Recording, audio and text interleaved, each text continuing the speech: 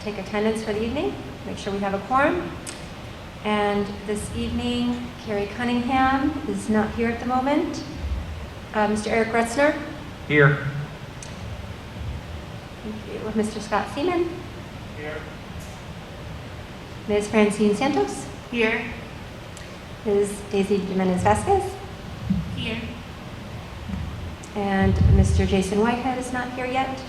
Myself, Sonia Masika, present. There are 5 of us, so we are good to go. So I just need a motion for us to adjourn to executive session for the purpose of discussing the employment history of a particular person, employee, yes, and as well as we have a SCIU negotiations update and discussion. So I need a motion for that. Make a motion. Eric, thank you. And a second. I second. Daisy, thank you. All those in favor? Motion passes 5-0. Okay, thank you. We are adjourned to executive session. Effective by that clock. Okay. All right. Welcome back. We're coming back from executive session.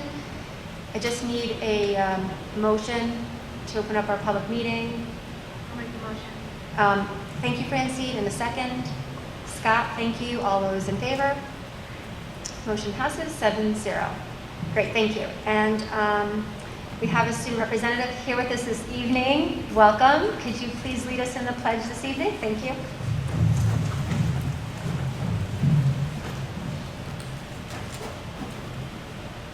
I pledge allegiance to the flag of the United States of America, and to the republic for which it stands, one nation, under God, indivisible, with liberty and justice for all.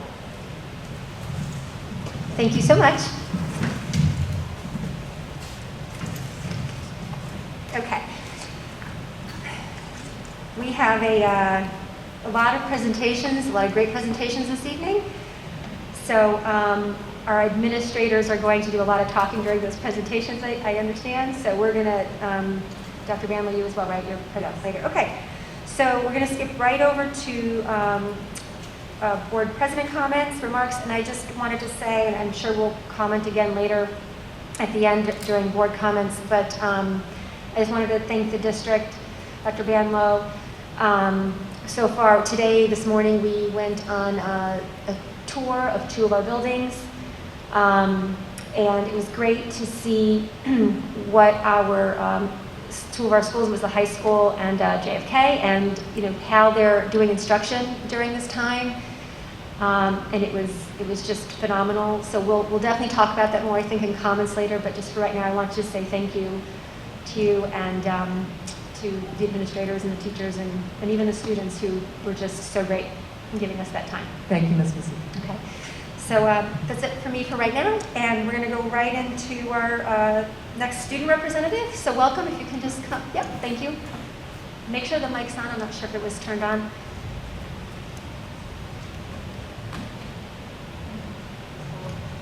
Are we good? Okay, awesome. Thank you so much for having me, as always. First of all, the PSATs are being administered tomorrow for the juniors and sophomores in the building. Seniors and freshmen are staying home. Let's go.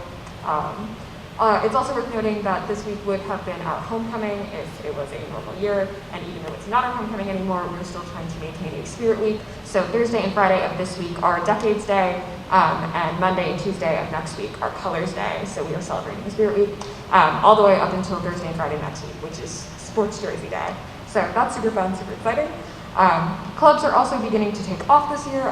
Most of them are doing virtual meetings, and they're all beginning to start up again, which is awesome. Sports are also beginning to start up, specifically tennis, soccer, and field hockey are actively and safely practicing again. Next week is Domestic Violence Awareness Week. The career skills students and social workers are working to spread awareness about that, what domestic violence is. And there's also a GoFundMe being distributed to raise money for a women's shelter in the area, which is so awesome. And we are also having a flu clinic on October 22nd. And that's all I got. So thank you. Thank you so much. Okay, so first up under presentations, recognition and discussion, we have Board of Education recognition, Dr. Banlow. Thank you.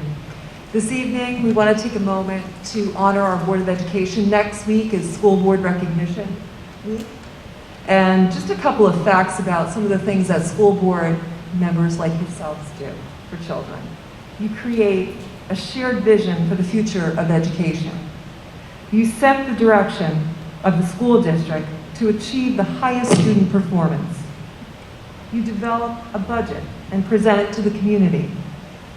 You support a healthy school district, culture in which to work and to learn, and so much more. So tonight, I'd like to read a proclamation from Governor Andrew Cuomo to honor you. Whereas each year, School Board Recognition Week is observed by more than 700 school boards and school districts throughout the Empire State. And whereas our state's public education system is designed to meet the educational needs of all children and to empower them to become competent, productive contributors to society and an ever-changing world. And whereas school boards are currently facing the unprecedented challenge of a pandemic, while working closely with educators to prepare our children to learn. And whereas members of local school boards are dedicated to children, learning, and community, and devote many hours of service to elementary and secondary public education as they continually strive for improvement, excellence, and progress in education. Recognizing that all children can be successful learners, especially when education is tailored to the individual needs of each child. Whereas local school board members are strong advocates for public education and are responsible for communicating the needs of the school district to the public and the public's expectation to the district by working closely with parents, educational professionals, and other community members. And whereas the members of New York State's local school boards respond to the educational needs of the communities they serve and help ensure the solid foundation of our school system. In doing so, these leaders help strengthen our state's educational system and improve future prospects for all of our children. And whereas during the week of October 19th to 23rd, 2020, special activities and programs will be held in communities across New York State in observance of School Board Recognition Week. And it is fitting to join in acknowledging the commitment and contributions of members of local school boards. And therefore, I, Andrew M. Cuomo, Governor of the State of New York, do hereby proclaim October 29th to 23rd, 2020 as School Board Recognition Week. And we also have something that I'd like to read to you from all the PTAs in the district. In honor of School Board Recognition Week, the Brewster PTAs would like to express our gratitude to the Board of Education trustees for their service to the children in our community. We recognize this year has been an unusual one, to say the least. Whether it has been the pandemic, racial inequity, or political unrest, you have been faced with challenges that far surpass what any board would normally be expected to contend with. You have done so with dignity, compassion, and understanding, all of which guide you to act in the best interests of our children. We thank you for giving your time, energy, and support to district leadership and staff who strive to make the Brewster Schools a safe, welcoming place for all students to learn and grow. On behalf of the PTAs in the Brewster Central School District, we would like to present you with a small token of thanks that we could all use a little more of this year, spirit. And by the word spirit, we mean spirit wear. Please enjoy the small gift that is next to you in a little white bag from our PTAs. Wear it with pride, and know that the families of Brewster are so grateful for all you do to advocate for our children. And on behalf of all the entire Brewster School community, we want to thank each and every one of you for your dedication, your commitment, and your compassion for all of our students. Thank you. Thank you, Dr. Banlow. If anyone else want to jump in there, please do. I just, on behalf of the board, thank you. And I think we do it genuinely because we care about all the children that attend our schools and the community we live in, and just wanting the best for everyone. And you know, I thank you. It's much appreciated. I don't know if you want to just, anyone wants to add anything? No? Okay, so thank you. Yeah. I continue. I went on a tour this morning, and I just continue to be amazed at what I see and what I hear, and in this school district. It's one thing to look at things from outside, but now being on the inside and seeing things, it's just I just can't say, you know, I just can't say enough about what I've seen thus far since being on this board, and I just want to say thank you to I mean, what I saw this morning, just the effort and how things have come together in COVID, and just I can definitely understand why my sons absolutely love going to school. But I want to say thank you to the PTAs who put the effort into this gift for the board members, and I just wanted to let that be known. Thank you. And thank you to Dr. Van Lowe and Dr. Gosh and everybody else, Victor, and everybody else. Thank you very much. Thank you. Okay. We move on now to our next presentation, External Audit Report, A. Kasey, PKF O'Connor Davies. And are we... Mr. Carlson? Him in?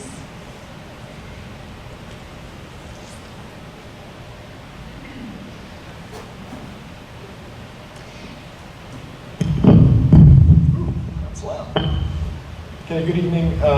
Alan Kasey, partner from O'Connor Davies, PKF, will join us this evening via Zoom. Our audit committee met earlier this month to review our external and internal audit reports. Tonight, Alan will be presenting the external audit report, also known as our financial statement audit.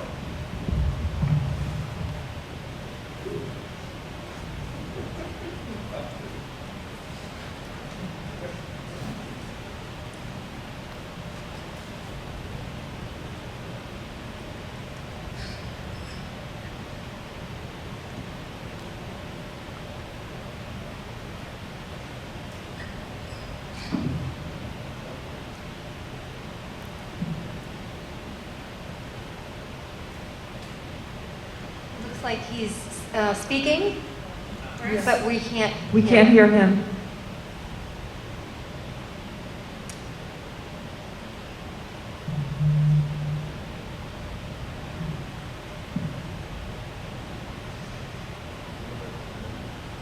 Chris, you're muted. Chris, you're muted. It's Jim.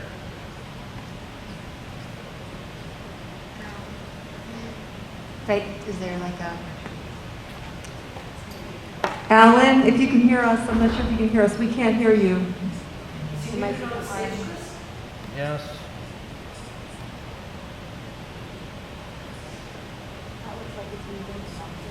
Summary. There we go, but now. Pardon? I can't hear you. Okay, we can hear him now. He's good. Okay. I don't know why the screen isn't.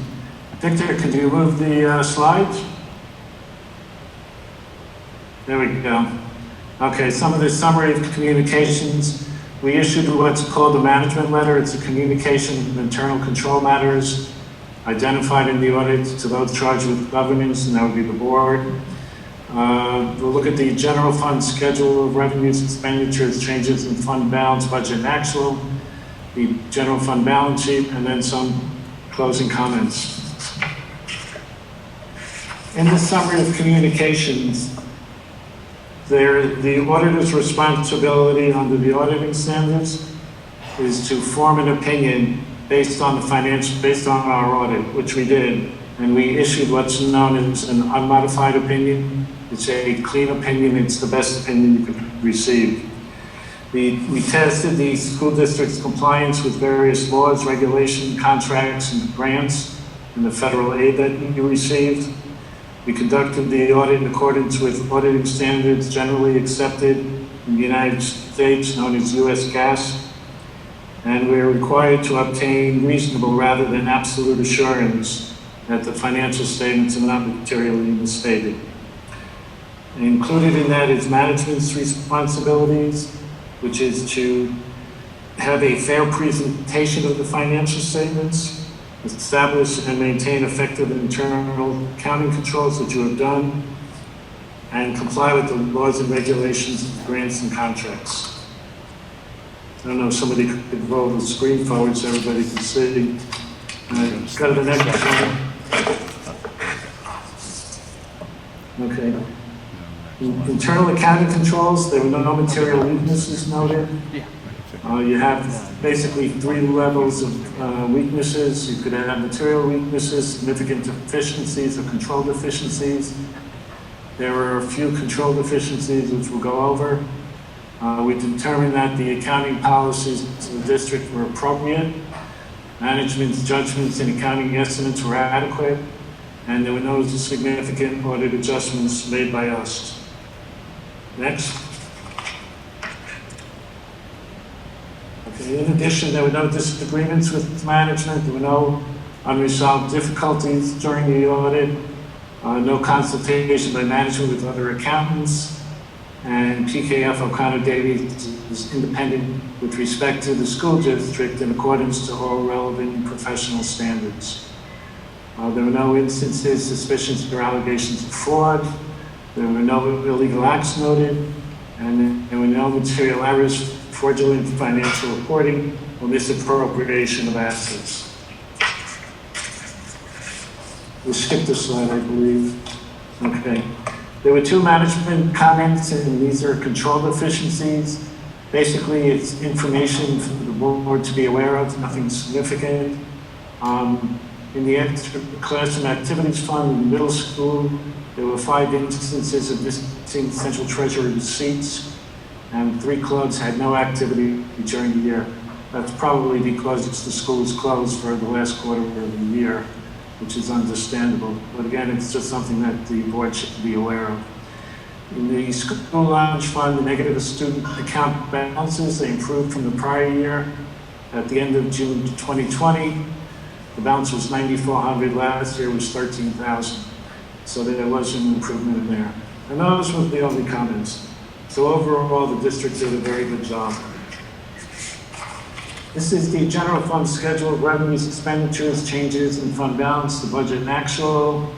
Going across the columns left to right, you have the original budget, the final budget, the actual results, and the variance with the final budget, both positive and negative. As you can see on the revenue side, you had a negative variance of $686,000. On the expenditure side, you had a positive variance of $4.7 million. So your actual excess of revenues over operations for the basic activity within the school is $3.9 million, which generated a positive budgetary variance of almost $4 million. You had other financing sources and uses, and that was $1,200,000. That was mostly transfers to the capital projects fund and to the special aid fund. So if you look at the third line up, net change in fund balance, the bracketed $1,961,000, that includes an appropriation of fund balance from the prior year to balance the 1920 budget, which meant that you anticipated utilizing $1,961,000 of your fund balance. The number was increased slightly to $3 million during the year, but the actual came in at a positive change in fund balance of $2,743,000, which means that on a budgetary basis, you had a positive variance of almost $5.8 million. And then if you take the $2,743,000 added to the fund balance at the beginning of the year, $10,724,000, you ended the year with a total fund balance of $13,468,000. Next slide, please. This is the general fund balance sheet at June 30th, 2020. On the left-hand side, it's a very condensed balance sheet because I just want to focus on the bottom portion of the information on the left, the fund balance section. You'll see that you have non-spendable fund balance, $217,000, that's prepaid expenditures. The restricted fund balance for all the reserves established by the board or legally required to be maintained was $6,046,000. You have assigned fund balance of $3,045,000, and that again includes $2.3 million that you took out of the fund balance at the end of 2020 to balance the 2021 budget. So you're appropriating $2.3 million. And then you had your unassigned fund balance of $4,159,000, which is equal to 4% as required by state law. If you go over to the right-hand side, you'll see the reserves. You have a tax reduction, reserve for tax reduction of $1,325,000. Included in that $1,325,000, you have $450,000 that you're appropriating for 2021. You have $56,000 set aside for tax certiorari's, $50,000 for unemployment benefits, and the employee benefit accrued liability, which are basically the compensated absences that all the employees earn. And when they're retired, get paid out. That's $1,400,000. And included in that number is $200,000 being used for appropriated for 2021.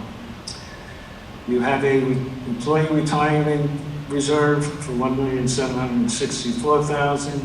And again, you're appropriating $21,000 from that amount for 2021. And your teacher's retirement reserve of $1,480,000, you're appropriating $75,000 from that. So all in all, out of all your unassigned fund balance and your reserves, you're taking $3,046,000 and appropriating it to balance the 2021 budget. Next slide, please. Okay, so just to sum up, we issued an unmodified opinion, the best opinion you could receive. There were no material weaknesses noted. The general fund unassigned fund balance is equal to 4%, which is required by state education law, and you are appropriating $3,046,000 to balance the 2021 budget. Overall, despite the COVID, I just want to thank Victor and Sue and the finance department. The audit went very well, and there were no issues. So overall, the school district continues to maintain a solid financial position. If there are any questions, I'd be happy to answer them.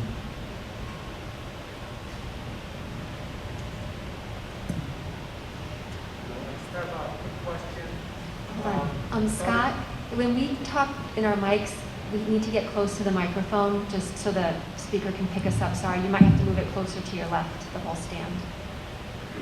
You can pick that up and just move it closer to the whole stand if you want. A quick question in regards to there some type of note that due to COVID there were issues and the suggestion was an ACH disbursement, some type of system. I'm just curious if that's something that's in the works or if it's something that's compatible with our system and generally what's outlined with that. Scott, I could actually respond to that. That was a recommendation in the internal audit report, which also the Board of Ed is being asked to approve this evening. So one of the recommendations from the internal audit report, and again, just as a reminder, the internal audit report is more of an efficiencies report that gives us recommendations for improvement. One of the recommendations that they provided was that we move from a traditional check disbursement to an ACH disbursement, which we certainly recognize as being more efficient than cutting checks. However, we, in our corrective action plan response, noted that we have over 3,500 vendors that we do business with on an annual basis, and our accounting software would require an upgrade in order to get to that point. It would also require a lot of coordination with those 3,500 vendors. And we do plan on moving in that direction. However, it will take quite some time before we get there with fidelity.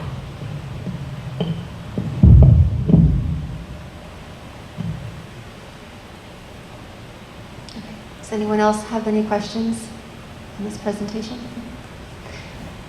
Okay, thank you, and thank you, Alan, if you're still there. Okay, we can move on now to, let's see, with the lighting too, kind of. Our next presentation, so thank you. Brewster High School goals, Ms. Horler, Ms. Cole, and Mr. Rodriguez. Yes? Yep. Okay, so our first goal is to build capacity and empathy in the process. So we are very interested, we as an administrator team at Brewster High School are interested in diversifying and expanding upon our curriculum. And one of the things that we've been doing as a unit, administrative unit, district-wide, is participating in NYU equity study and professional development. So we're taking, hopefully, when we finish, we'll be taking pieces of that professional development and incorporating it into our faculty meetings and PD for our teachers, staff. We also are using Facing History. Mr. Rodriguez and myself have gone through a few Facing History trainings over the years, and so have some of our teachers. This year what we're doing is we're having Facing History speak with our social studies teachers to incorporate a week of focused curriculum. It's something that our students really wanted. They really reached out for it. They spoke to us and they said, you know, we really need our social studies teachers in particularly to cover our current events and to address the topics of race and equity head on. So they are working with Facing History to do that, to develop lessons by grade level. And of course, AVID, which is the Advancement via Individual Determination. That's a program that some of our teachers were trained in, and it really brings educators together to implement some engaging activities that they can use in all of their classes, not just a specific AVID course. And hopefully we'll be doing PD on that this year, and they'll be using things like Cornell Notes, specific interactive notebooks that the whole school can benefit from.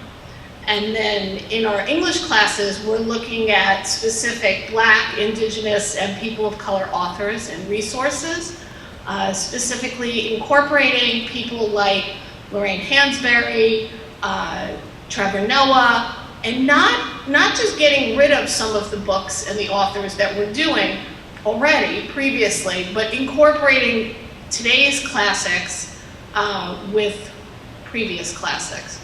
So hopefully that'll be taking place within the next month with our English class, and you'll see that not only with AP Language, where you see a lot of the literature in there, but in our 9th and 10th grade classes. Also this year, we have some new electives. We have a senior capstone project, which is in the process of being designed, and hopefully this spring goes well and we're not in this COVID position, but we do have it planned, so where we're going to look at our senior internship, and they're going to be going out into the public and finding different interns that they can do and hopefully accelerate at, and Nicole O'Sullivan is teaching that this year. We also have the Science of Art and a podcasting course. Podcasts are huge, and Joe Pizzuto this year embraced it. It was something that he wanted to teach, so this is one of his electives. One of the other things we're doing is looking at how we can support our students better than we are. So we have this year, we have our trial run, we have the Warrior Club, and it's a semicolon because it's the symbol for mental health. And it's for students who mental health has impacted their lives, maybe personally, or they've seen it and they want to embrace it, or they're interested in that as a career. And that's going to be run by Eliza Love. And we're looking at starting Coalition for Racial Equity, which was brought to us by one of our board speakers, Taj Arnold, and hopefully CORE will be getting started. About a month ago, Mrs. Cole and I started to meet with the Student Equity Committee to see how we can best change our practices and look at racial inequalities head on, and how can we address it best in our school.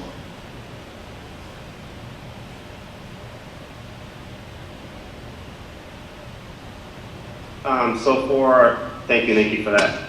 And again, thank you guys for coming today. It was really great to see you guys and for you guys to be able to see the work that our students and teachers are doing and our staff throughout the building. It has truly been a team effort, and obviously led by Nikki. So our second goal has been about community outreach, and one of the ways that we thought of was to build a parent university. So our parent university was thought of after our time under quarantine. So all administrators in the district were tasked with coming up with our school district reentry plan, and were placed in different subcommittees. I was lucky enough to be placed on the bilingual subcommittee with Alicia Manguso. And I must say, and Ms. Horler knows this, our reentry plan as a district rocked. It really absolutely did. To the point that we're having visitors come and check out what we're doing, just to let everyone know. Okay, so after the tough spring that we had, unfortunately, we really analyzed our school and went through our school in particular and learned quite a bit about our different populations in our district. And one of the things that we learned is that we had issues with communicating to our English language learning community. We saw that there were issues that arose from the quarantine time that included social emotional health, use of technology and public health awareness. So basically we developed a curriculum to educate our parents on the different topics listed here on the presentation, as you guys can see. The sessions were supposed to basically run for an hour, basically consisting of a half-hour to 45-minute presentation by many of our great presenters that have come, including one of our board members that was there, Ms. Daisy Jimenez. But as she can tell you, we had probably been there every single time for about 2 hours. And the reason that we've been there for 2 hours is because at first we started off with thinking like, we're only gonna have like a 15-minute Q&A. That 15-minute Q&A basically turned to like an hour, 15 hour and a half Q&A session.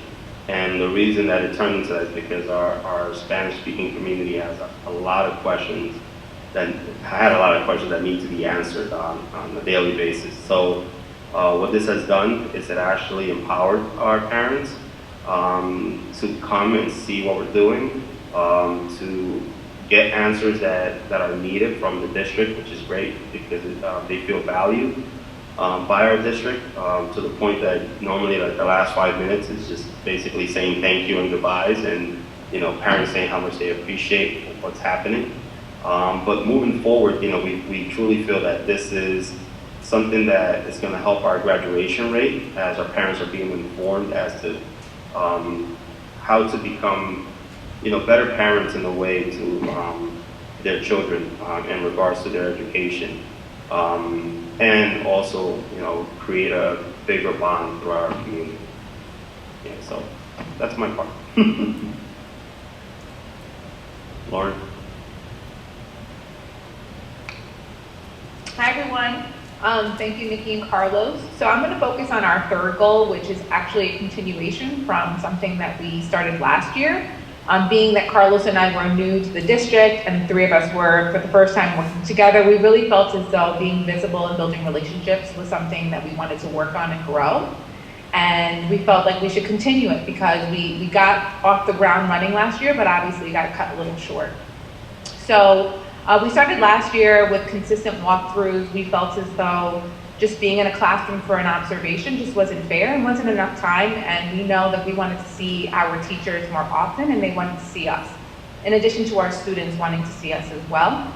And I know Mrs. Masika and Mr. Whitehead mentioned it, to echo what Carlos said, thank you guys so much for being there this morning.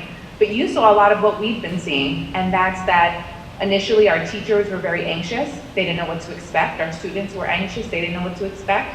But they have really worked hard. The effort's been there. They've been learning. They've been growing.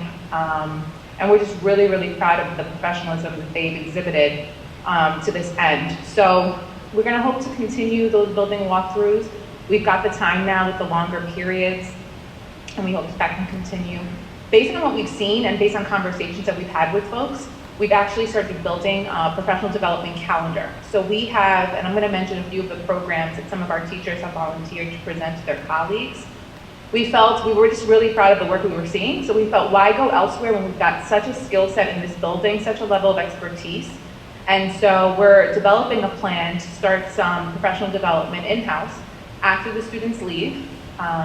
Nothing crazy, but about 30 minutes a week, maybe once or twice a week, to cover things such as Google Sites. Again, if these sound unfamiliar to you, it's because they're relatively new, but these are digital learning apps that our teachers are using that they'd like to, turnkey to their colleagues. So Google Sites, Moat, Jamboard, Desmos. I apologize if I'm saying that incorrectly, but it's a math program, Cabby. Nikki's awesome at Twitter. So just things that we're already really good at that we'd like to continue and share with each other. Last year, we did a really great job, and we just hope to continue being able to be at those events that our students are participating in, our teachers are participating in, and obviously there's going to be some sort of limitations there, but we hope to consider those, or I should say continue those virtually. As Nikki also mentioned, we are continuing to meet with our student groups as needed and by request, and also meeting with our liaison, our department chairs, just to make sure for consistency purposes that there is clarity within our building so that our teachers, our faculty and staff know what's going on from administration and vice versa. We want to hear their questions, their concerns, so that we can be as effective as possible.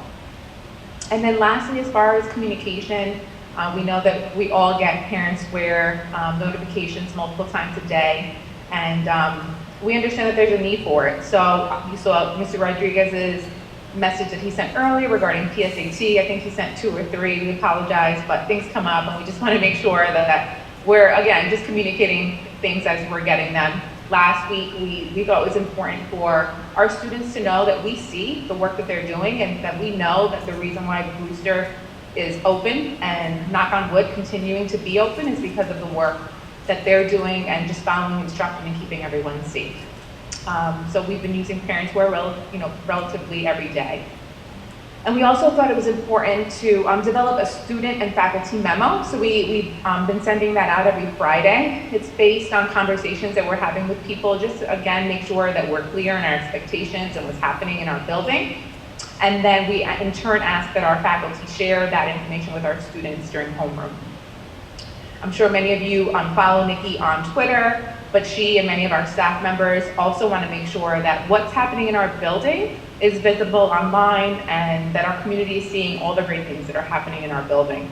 Again, to support this goal of visibility and relationship building. And then lastly, which you'll see in the photo collage, video collage after this, we've continued our Positive Sign Thursday, which was a hit last year. We've been able to maintain that, and led by Sarah Barnes, our career skills class has now implemented Smile Emoji Fridays. Since we can't show our smiles because of our masks, these smile emojis are our way of showing others how we feel. So that is a little information on our third goal of visibility and relationship building. And next is the video collage that I mentioned.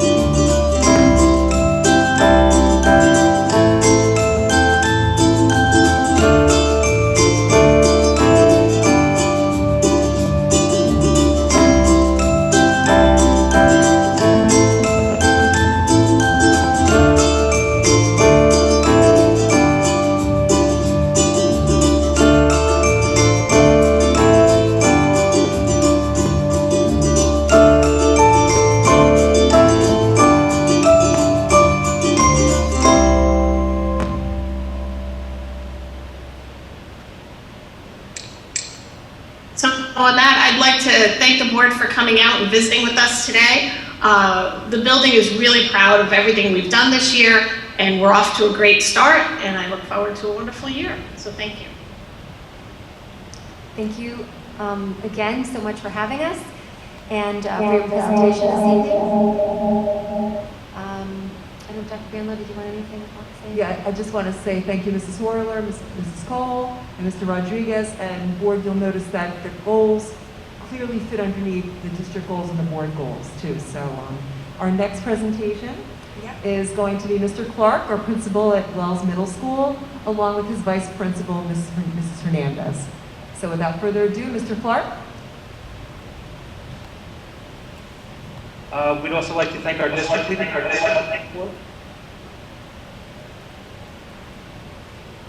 Can you hear me? Yes. Okay.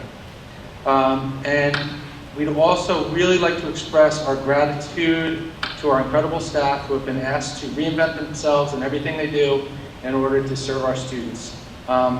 In my career in education, this has certainly been the most challenging time that we have faced, but I've also seen some of the best teaching and people just rising up to the occasion. So we're very appreciative, and we look forward to the board visiting our school this week.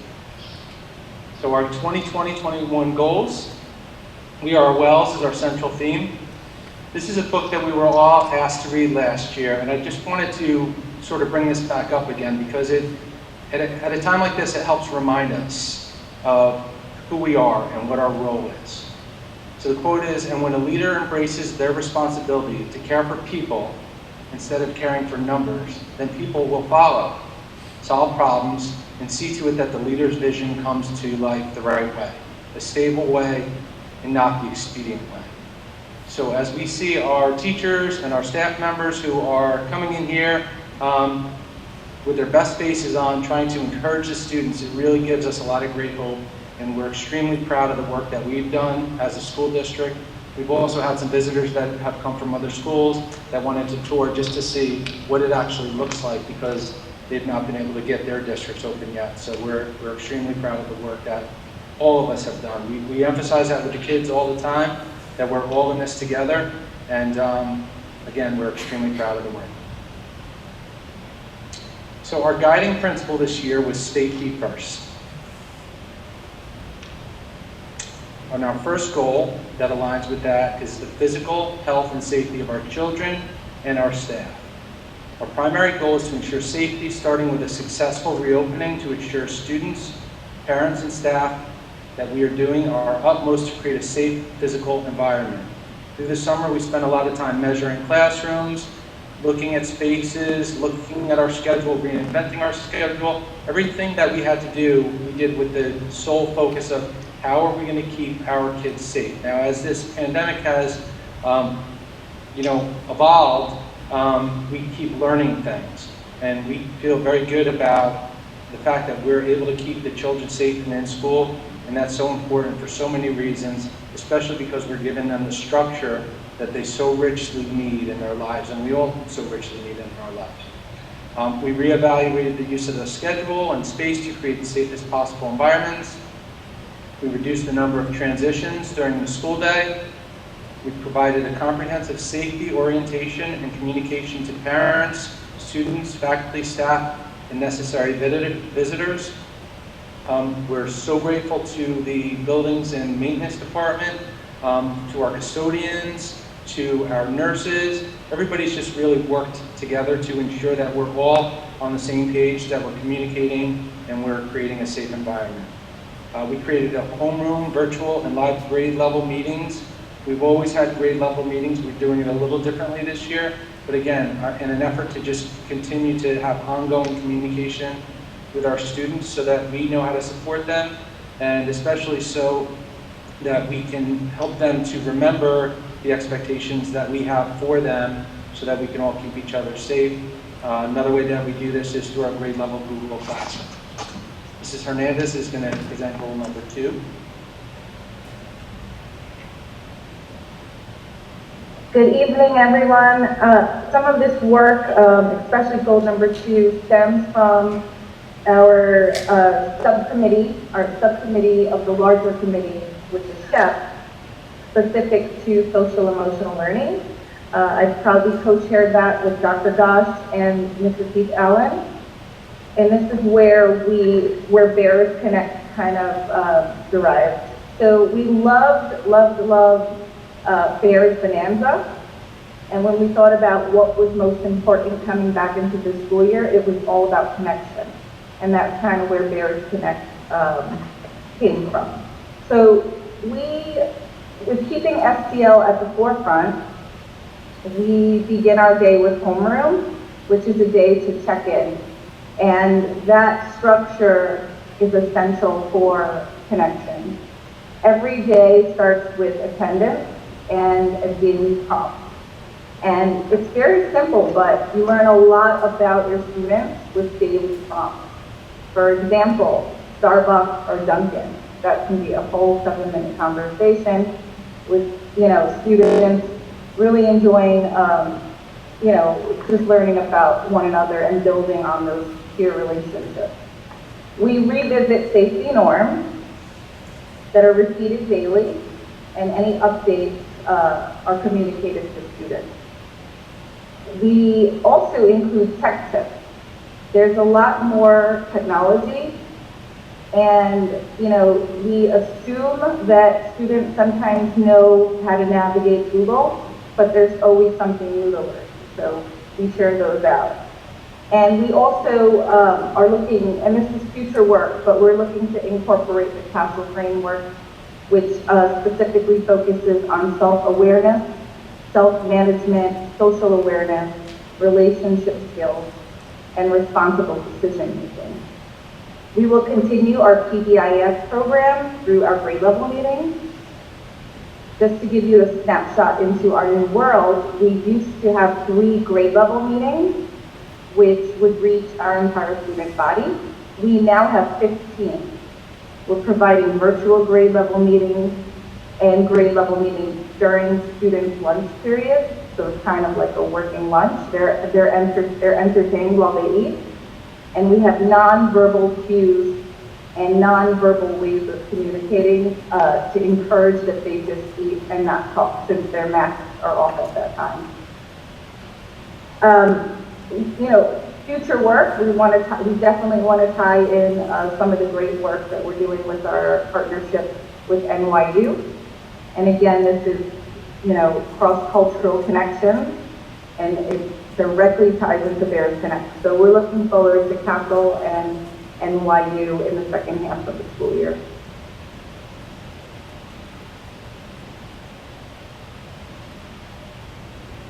Mr. Clark, you can take it away. All right. Thank you, Mr. Hernandez. So goal number 3 is about building equity. We know that during this time, we found that there was a lot of inequity. There were people who were able to manage the situation a lot better than other people were able to manage the situation. Thank goodness for our incredible technology department, who has been so responsive in helping us to try to meet the needs, to all of our social workers, our psychologists, to our guidance counselors, to everybody who's just really reached into the community to find out how we can help everybody. Our food services, people who worked all summer long to make sure that everybody had the necessary items that they need. So through our quarterly calls to action, we will incorporate the New York State Equity Framework, CRS, culturally responsive, sustaining education. We established a welcoming and affirming environment, and we're culturally responsive. We'll have monthly themes where we'll encourage our students to share things about their cultures. We started this last year, and it was wonderful. The kids get really excited about sharing their cultures, sharing the different types of foods, their backgrounds, their customs, and it really opens up everybody else's eyes to how exciting all of us are, how our differences are exciting and something to be celebrated. Through our partnership with NYU, we will work toward an inclusive curriculum, expectations and rigor for all, and turnkey ongoing professional development and support for teachers to grow as it relates to serving all students. Specifically, we want to focus on differentiation across cultures, and then we'll continue to utilize our MTSS structure to evaluate that our students are receiving what they need in order to access their education.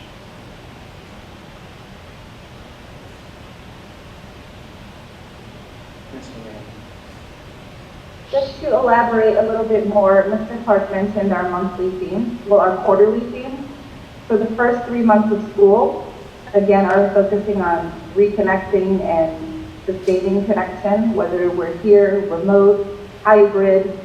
It's very important that we connect. And that's why we felt that virtual grade level meetings for our 100% remote learners is very important. Making a difference will be our next quarterly call to action, which will begin around holiday season. So, you know, from December through February.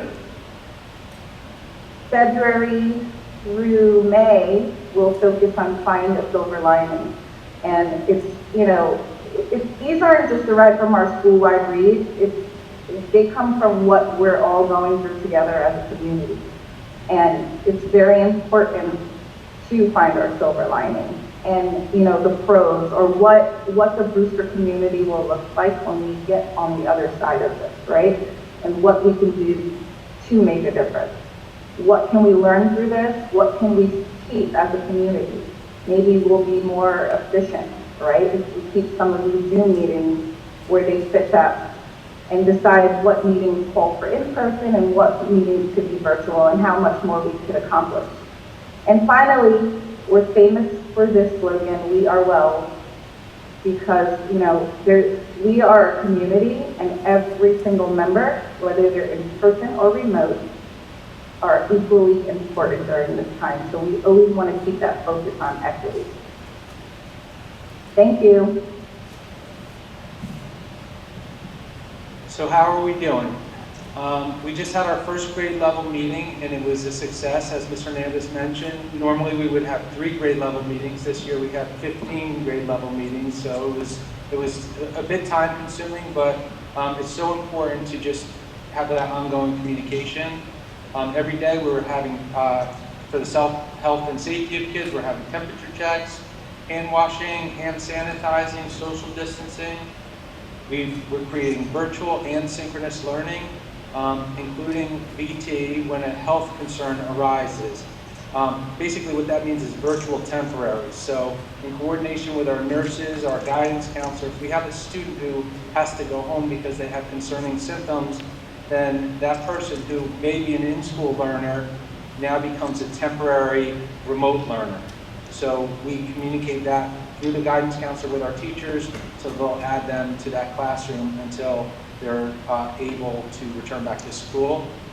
We've included Dr. Crucero on many, we're very thankful for him, on many conversations that we've had. Our nurses on key decisions, we communicate every day. They come to our MTSS meetings. They've been speaking at our faculty meetings, which we've been having weekly since March, just to keep us all sort of in the loop about what's going on from the Department of Health. We've been working closely in coordination with our custodial app and our nurse to sanitize rooms when needed. Whenever there's a concerning incident that happens, if the child identifies that he or she is experiencing any sort of symptoms, we'll pull the kids out and just make sure that we go through the classroom to make sure that everybody's safe. We've worked a lot with human resources and maintenance just to provide necessary accommodations for teachers, for students, again, to make sure that everybody's feeling safe. So we do appreciate the collaboration and the responsiveness from everybody throughout the district. As I mentioned before, we're all in this together, and every day that we come into school, we see it as a tremendous accomplishment. So thank you again, everybody, for all your support. Thank you, Mr. Clark. Thank you, Mrs. Hernandez. Excellent presentation. Our next presentation, I'm going to ask Mr. Carlson if he wouldn't mind introducing. We have Transportation Safety Week coming up. And do you want to say a few words, Mr. Carlson?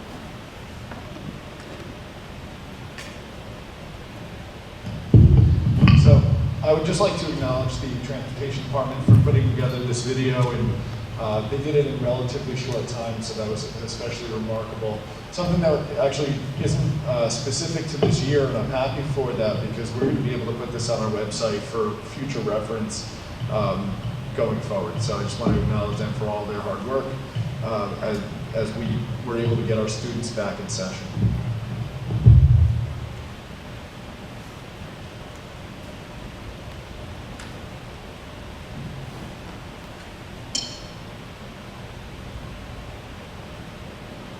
Hello and welcome to School Bus Safety Week, presented to you by the Brewster Schools Transportation Department.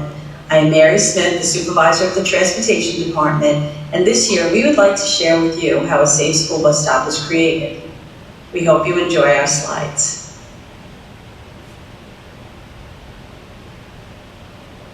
To create a bus stop and ensure it is safe is not one single action. There are many components that begin with the creation of the stop and continue each and every day the bus stop is made.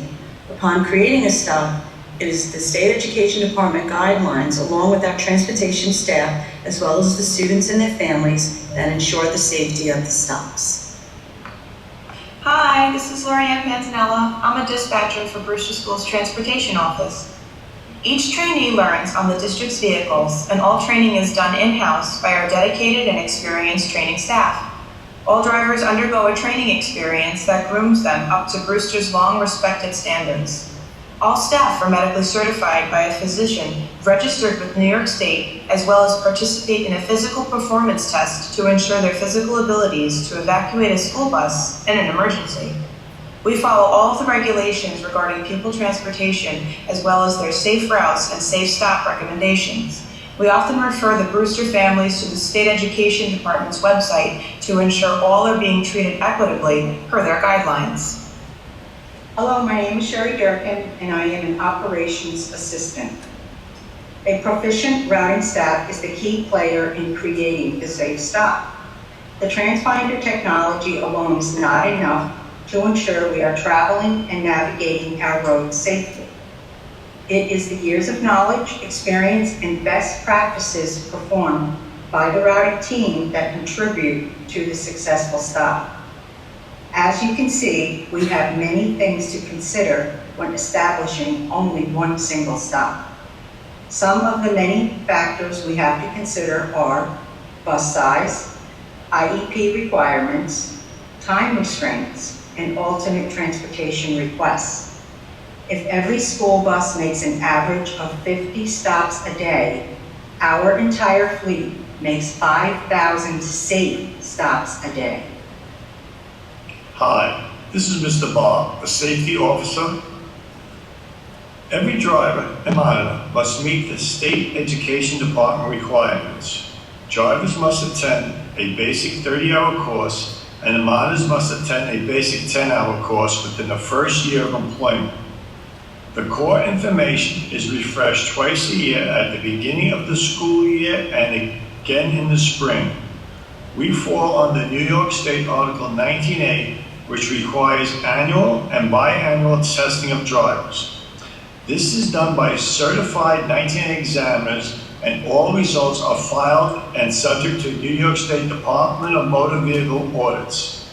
In addition to the 19A compliance requirements, we also review the performance of all staff by riding the bus routes, along with reviewing the video surveillance and schedule, when necessary, individual training for improvement performance. The families of students play an important part of the safe stop. Arriving to a stop 5 minutes before the pickup time or 5 minutes before the drop-off time is always a good practice. This would eliminate the possibility of a student missing the bus as well as the driver missing the student. The New York State Education Department's website has information on their page outlining the parents' responsibilities regarding getting to the bus stop. It is always good to communicate with the transportation office if you have any issues regarding a bus stop. The transportation office always works with the families and other educational staff to resolve all busing concerns. Hi, my name is Kevin Martinez, a safety officer. Student training is an important part of the Safe Stop goal. Per SCD, we are required to perform 3 bus safety drills each year. In these drills, we instruct students on proper usage of seatbelts, location of emergency equipment, as well as how to evacuate a school bus safely. All belongings should be secured safely in the student's backpack and remain there until they have arrived at school or at home. This would eliminate any distractions while riding the bus, as well as eliminate any potential of dropping something of importance or create a trip hazard. Partnering with the school and the administrative staff helps us to maintain our safety goals by supporting the theory that the school bus is an extension of the classroom. The Putnam County Traffic Safety Board supports us by implementing Operation Safe Stop and combating our red light offenders. These support systems are vital contributions to the service that we provide to the students and their families. Our solidarity is what makes us so successful. Every day, instruction on how to cross the road safely is given to each student crosser before they do board the bus. While students are waiting at the schools to disembark their buses and begin their day, drivers and monitors take advantage of the educational opportunity to remind them of the safe school bus practices and procedures. We encourage teachers and families to do the same in their own teaching moments to reinforce their students' knowledge of school bus safety. Hi, my name is Perla Granados. I'm the Spanish-speaking dispatcher. Community outreach has always been a helpful tool in making everyone aware of the importance of school bus safety. We have had great success combining forces with the public to instill the awareness that the school bus safety is one school bus at a time. Thank you for supporting safe, reliable, and efficient transportation. I just want to thank Mary Smith. I just want to thank Mary Smith and her entire department. It's a well-oiled machine. So. Thank you. Thank you, Dr. Bando, and thank you for everyone who put together that presentation. It was really great. And so next we have special education presentation, Dr. Gosh and Dr. Kennedy.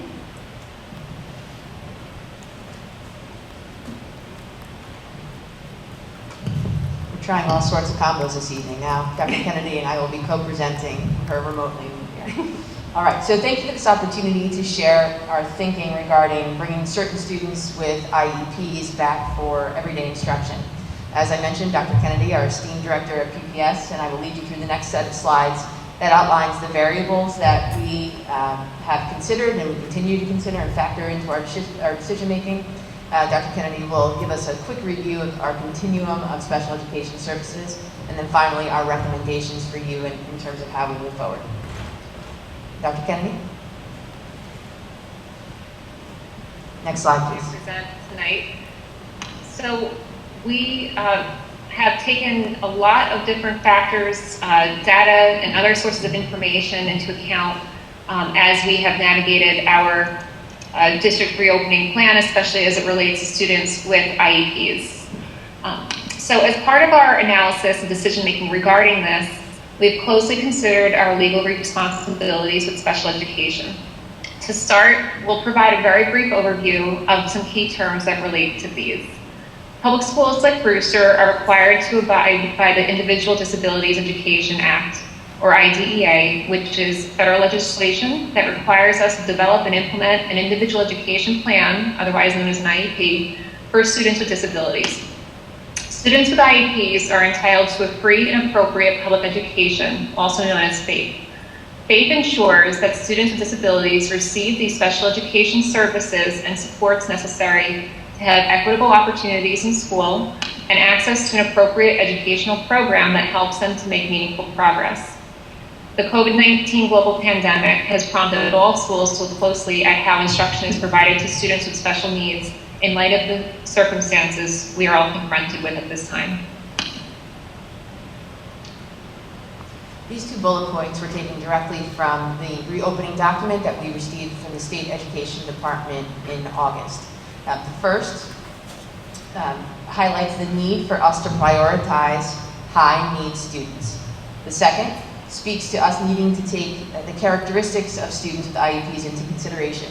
And you'll see the language here, must always consider. I should have made it bold and underlined. The needs of students with IEPs. In the guidance, if you read all 126 pages, there are a lot of suggestions. This is language that says that we must always consider. So that is, those were 2 points for us that, in addition to what Dr. Kennedy shared previously, that resonated with us in our decision making. Following up on what regarding the New York State reopening guidance, our state education department has urged school districts to prioritize the delivery of in-person instruction to high-need students. And the United States Department of Education has stated that school districts should make every effort to provide appropriate special education services to students with disabilities. So consistent with this guidance, we looked at our continuum of services and the needs of all of our students with IEPs throughout the district. The graphic depicted here presents a brief summary of the supports provided within district to our students with disabilities. Viewing this from left to right shows the level of support that students receive in order to support their participation in the general education program. As we prepared to start the year with our reopening plan, we determined that we could safely bring our students who receive the highest level of support back into the district, attending school 5 days a week. These are our students who participate in the special class settings, which focus especially on supporting the development of life and career skills. Each of these special class programs has a designated ratio that is listed on each student's IEP. The ratio indicates the maximum number of students who can be in the special class in relation to the number of teachers and or other paraprofessionals supporting the class. So just to give an overview of those specific classes, at JFK we have 2 special classes. One is an 8-1-2 class ratio, the other is an 8-1-3. At CD Star there is an 8-1-2. At Wells Middle School there is a 15-1-2, and at the high school there are 2 sections of the 15-1-2 class model. There are 38 students district-wide who participate in these particular classes. So they have been eligible to attend daily starting since the first day of school. These 38 students comprise approximately 10% of our within district special education population. I'll let Dr. Gosh explain a little bit more about our decision-making process as it relates to things that has contributed to this. Yes. So it's important to know that this is not a binary choice, an either-or sort of thing. There are multiple variables that need to be weighed on an ongoing basis in order for us to arrive at these decisions, especially during the time of or in the middle of the pandemic. So first are the mandates. We need to set up our classrooms to ensure social distancing. That makes us unable to bring back all students, and even all students with IEPs for that matter. So that means that we need to prioritize based on the guidance that is available to us. So with that reality, we have to think about, okay, so what does the current enrollment show in terms of learning choice?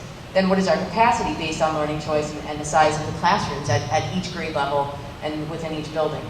We also have to take into account the programs. Dr. Kennedy shared with you some of the program designs that we have in the district. Since there are specific numbers of students that are attached to those programs, we need to make sure and take into account the size of those sections, the classes, the courses that are offered, what does that look like, and where is there room within the building for that. Of course, transportation is also a factor. I didn't put that up here, but I would be remiss if I didn't thank Ms. Smith and her team. They are beyond accommodating and creative in making our numerous requests work, but that is also part of our decision-making process. And it's important to note that we continue to consult with Mr. Frank Guglieri from BOCES, our regional safety consultant, Dr. Casaro, who we are on the phone with daily, our school medical director, and of course the Putnam County Department of Health, who have been absolutely outstanding. They'll return our calls any times of day and night. They're just incredible collaborators. All of these factors and variables play into the decisions that we have to make and that we will be continuing to make as we move forward and until we can bring all of our students back for full in-person instruction.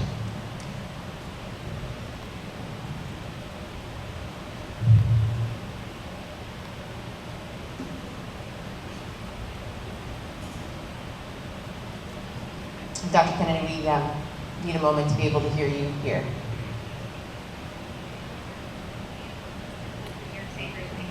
As we continue to navigate reopening while also prioritizing in-person instruction for students with the highest needs, we have found that based on the analysis that we've conducted with input from a variety of stakeholders and also the guidance that we've received that Dr. Gosh has summarized, we believe that now we can safely have our students who participate in all special classes, not just the ones that are furthest along in the continuum of services, but all students with IEPs who participate in a special class program per their IEP.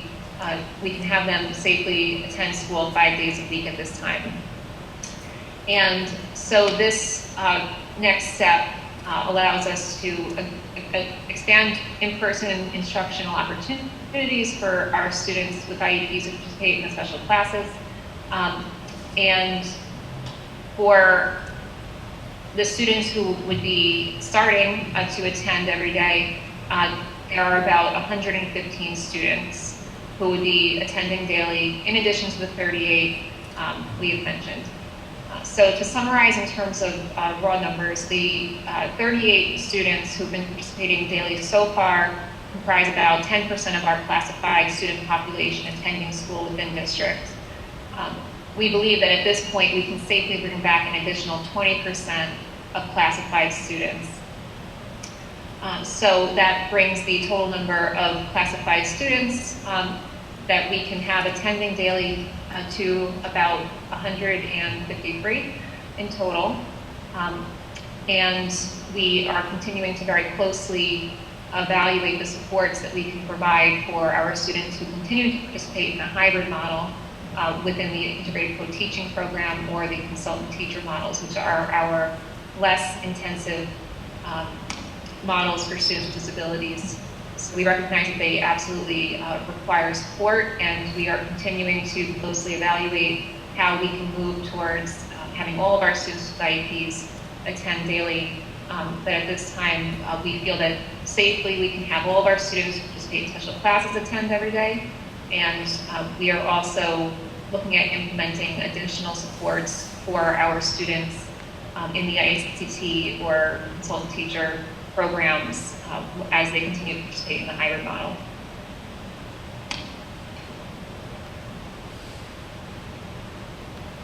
As to our recommendation, so we are recommending that we bring in all of our students who participate in a special class program across grades 3 through 12. And the reason why we say 3 through 12 is because students in the special classes at JFK have already been attending daily since the start of the year.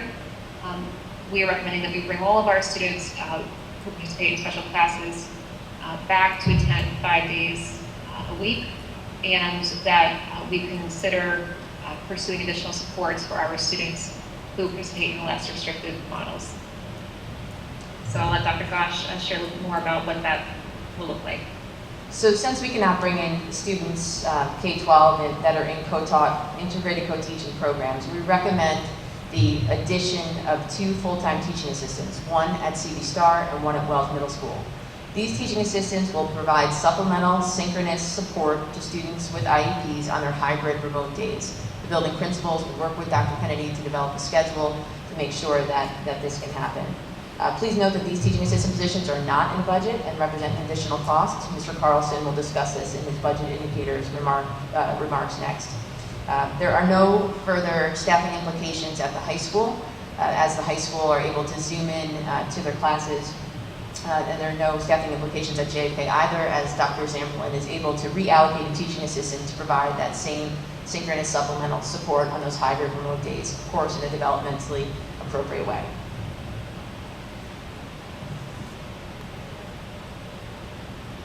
So finally, in closing, we just would like to reiterate 2 things. The first is that this is a process that is ongoing, and it will be until we can have all of our students back for full-time instruction, full-time in-person instruction. We weren't sure how things were going to go at first. We weren't sure about mask compliance. We weren't sure about our protocols.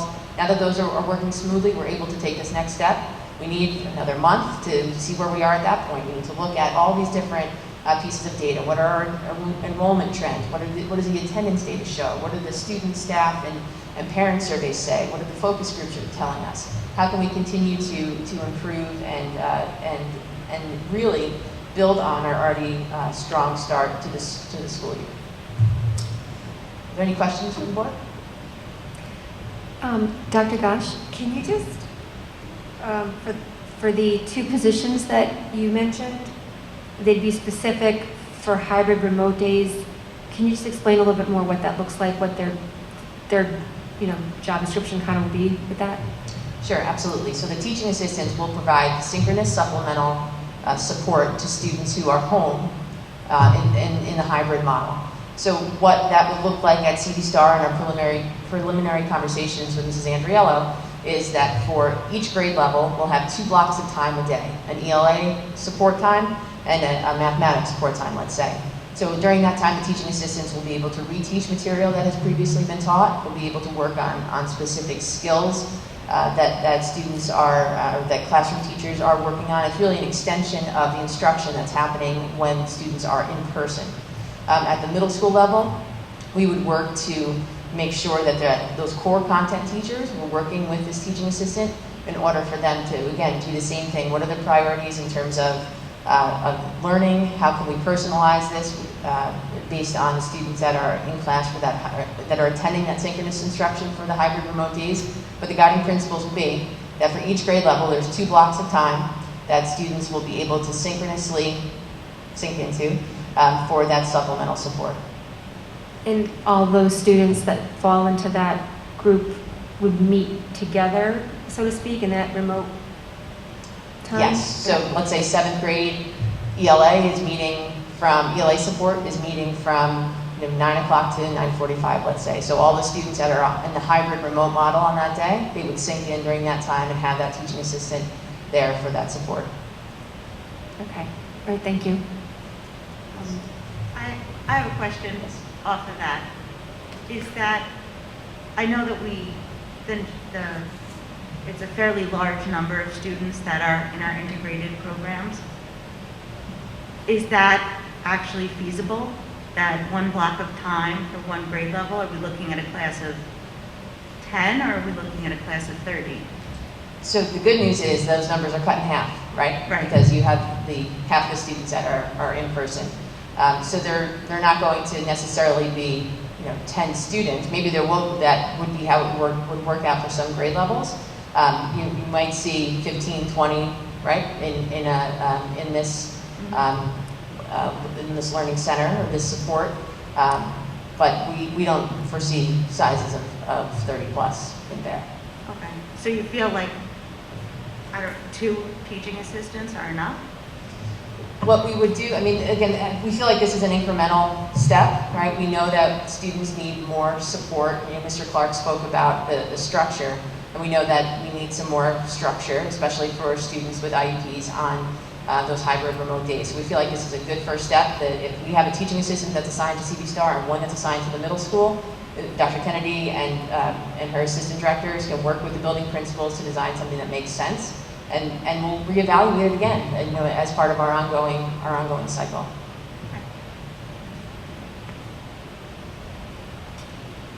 Anyone else? No?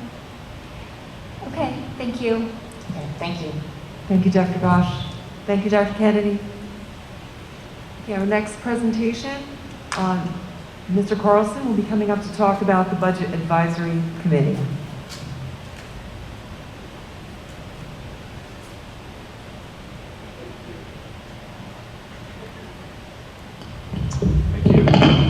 So really, this is I asked Dr. Van Loo if I could have a conversation with the board with respect to the Budget Advisory Committee.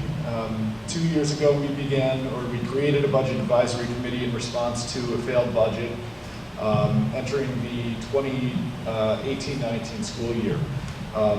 over the past couple of years, we really took two approaches with that. We created Budget 101 workshops, which were kind of informational sessions for people to learn more about the school budget and some of our constraints and some of our opportunities.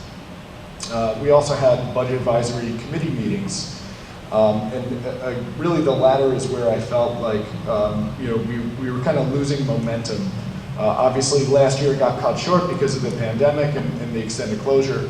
But I really just wanted to reach out to the board and really just seek your guidance on whether or not we should continue with the budget advisory committee, or as an alternative, we could extend the finance committee, which has a very similar background, as well as the audit committee. Again, I think that the creation of budget advisory at the time was important for us. I feel like the budget 101s were especially important, and they still remain on our website, and any opportunity I get to respond to a question in public, I always attempt to refer back to that budget 101 because I want it to be a reference for folks when they have questions. But again, just over the past year and even the year before that, I just felt like the Budget Advisory Committee kind of lost its momentum, and really just seeking the board's recommendation for whether or not to continue that committee or consolidate it into the Finance and Audit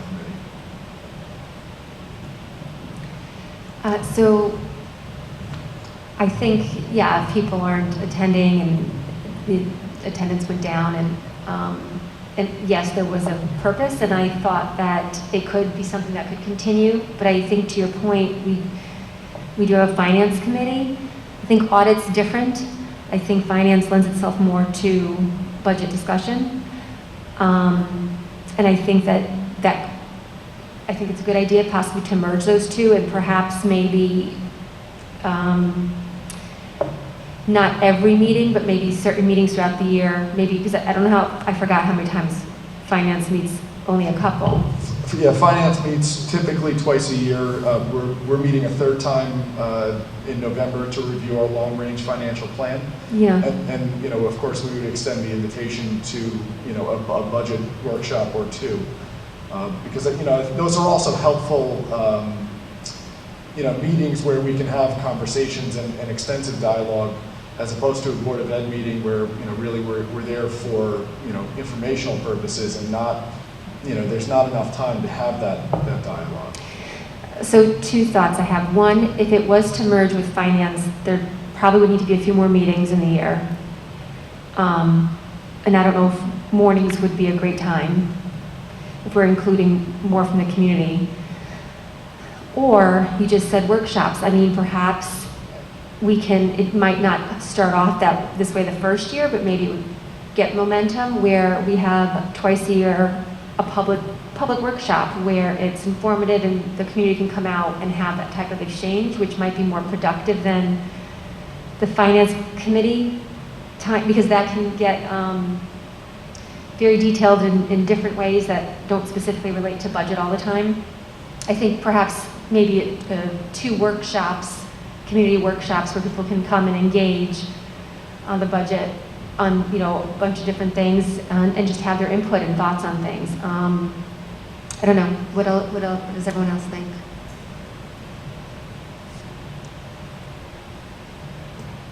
I would just, Yeah, just close. I would just say that I am on the finance committee, so it certainly absolutely lends itself to having the budget advisory committee merged into that or made part of the finance committee.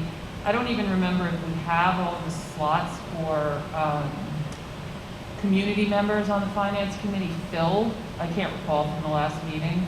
But I would imagine that those people who are on the budget advisory committee who wish to stay active in that way could find themselves on the finance committee in that same role. And since we only meet a few times a year, I don't think there'd be any huge objection to either meeting again as a full finance committee for budget purposes, or doing something separate like a workshop or something. But I mean, the finance committee doesn't meet that frequently that we can really complain about being overburdened if another budget-related meeting is at.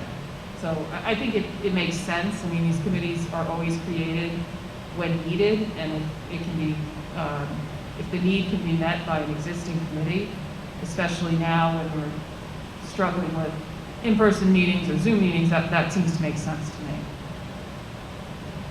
I think we could ask, so what's the purpose, right? So I think really with the community, it's them wanting to feel heard or allowed to be engaged. So I think if a few more people really wanted to be that active, we could, they could join that finance committee. But to have that kind of just very specific budget interaction engagement, I mean, we could pick 2 dates and just advertise them really well. This is your time, come share your thoughts, or, whatever. Scott, you were going to say something? Yeah, related to that, I mean, obviously, we did give a lot of information in the previous times because of what was called for. I don't think there'd be any problem with combining them as long as we do allow the public access, and as necessary, I mean, especially considering the budget year last year into this year, financial situations, we need an outlet to the community, and I'm sure they need an outlet to us as well. And I know in previous years, I know, Victor, you did make some presentations at other locations. I don't mean to burden you once again with more information, but I know you're really big on the budget. Last year we did have some appointments set up for the village and Patterson, the other towns, as another outlet if the administration deems it appropriate. But if necessary, we could set up some small pieces like that as additional outlets, once again, if everyone deems it necessary, just to, if you get the feeling, okay, people aren't getting it, or I'm getting too many questions, how do I reach different groups? So it's always the little groups that we don't reach that need it the most. So, I would of course defer to your experience and the administrations on how they would like to do that. But I don't see any problem with consolidating, as long as there are outlets available, let's say, for both you to get out and for the community to get information in.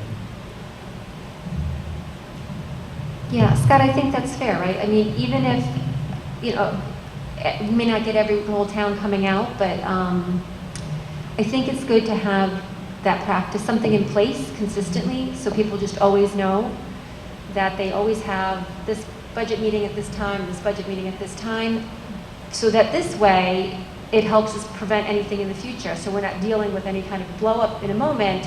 People are used to, and if we have a meeting and no one shows, it's okay, because we need to create that consistency, and that just might take time. So that's just my thought on it, which might be more effective than. Yeah, and then they could, would this be made part of the budget calendar? Is that something that you think would be necessary? Well, so what it sounds like is we'd like to continue to have public workshops that would allow for public dialogue, but in a controlled environment, separate and apart from a board meeting, so we're not here until 1 a.m. And we would do that obviously at pivotal points in the budget, likely in February and March, and then once the budget's adopted. Scott, as you mentioned, in the past we had budget presentations in different venues throughout the community. That we would absolutely continue to do. I think it's important that we get out and get into different locations. But again, what I think I'm hearing is that we would like to have at least 2 budget workshops open to the public, at certain junctures during the budget process. Of course, in addition to those, outside venues. Yes? Yeah, I think so. Yeah, and then we can just, maybe even whoever was on the budget committee previously, are we full with the finance committee? Our finance committee is complete. Yes. It is complete, okay. And they would really be, kind of the sounding board as we would typically use a budget advisory committee. So, I would certainly correspond more with them more frequently during budget development as we did in the past. And essentially those communications that would have gone to the budget advisory committee would then go to the finance committee. Yeah, I think that's fair. And just a point of interest for the board and some of the new board members, Mr. Carlson has joined me on numerous occasions with Rooster Rotary. Today he was in a virtual Rotary meeting, just updating them on the present state of affairs across the state. And also our key communicator meetings, he has joined me to make sure that he's updating all the leaders throughout the entire town of Southeast. So then the other part of this discussion is the budget indicators. I just uploaded this afternoon. Typically we start to gather information about this time, and of course it pours in all throughout the next several months. So through the month of August, the CPI, Consumer Price Index, which is a major component of the tax cap. So the tax cap is sometimes referred to as a 2% tax cap. The 2% meaning it's really a limitation, so it's the lesser of the change in the Consumer Price Index, or 2%. With the CPI being projected at 1.4%, that actually has a real impact on our tax cap. And assuming all other factors remain constant, it would result in about $450,000 of tax revenue that would be unavailable to the district. So that's certainly not encouraging. Of course, the CPI, we still have 4 months to go, but with our projections as of current date, we anticipate that we're not going to be anywhere near the 2%. State aid, we discussed at length at our September board meeting. Again, there really hasn't been any update with regard to any federal assistance that we may or may not receive. Appropriate fund balance, last April, and just reminded in our audit presentation this evening, we incurred a significant operating surplus last year. So that was the one silver lining to the extended closure and all of the cost avoidances associated with it. So we recognized that we were going to have a surplus for this past school year. We appropriated a lot of that surplus to reduce the tax levy for this current school year. So if you recall, we reduced our tax levy from 2.5% down to 1.5%. We recognize that fund balance is not a finite revenue source, and at some point you need to pull back.